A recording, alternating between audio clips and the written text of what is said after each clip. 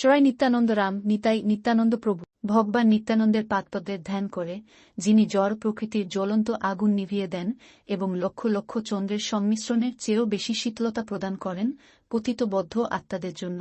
আমরা প্রায় ৫০০ বছর আগে তার দ্বারা সম্পাদিত সবচেয়ে পবিত্র লীলাগুলির ধ্যান করার চেষ্টা করব। তার পবিত্র নাম থেকেই নিত্য অর্থ চিরন্তন এবং আনন্দ অর্থ আনন্দ। প্রভু নিত্যানন্দ হলেন সেই ব্যক্তি যিনি চিরন্তন আনন্দে আছেন। গৌরলীলায় নিত্যানন্দ ভগবান গৌরাঙ্গের থেকে ১-২ বছরের বড়। একজনকে সাবধানে নোট করা উচিত এবং মনে রাখা উচিত যে স্বয়ংপ্রকাশ নিত্যানন্দ বলদেব হলেন নিম্নলিখিত বিষ্ণু তত্ত্বের উৎস, মূল সংকর্ষ, মহাসংকর্ষ, ৩ পুরুষ অবতার, কর্ণদোকসায়ী বিষ্ণু, গর্ভদোকসায়ী বিষ্ণু এবং ক্ষীরোদোকসায়ী বিষ্ণু সহ সহস্রদেব হিসাবে। শ্রী নিত্যানন্দ প্রভু হলেন সন্দিনী শক্তির প্রধান দেবতা, আধ্যাত্মিক জগতের পালনকর্তা এবং বিশুদ্ধ মঙ্গলের উৎস। সৃষ্টি এবং লীলা উভয় ক্ষেত্রেই তিনি ভগবানের সক্রিয় নীতি।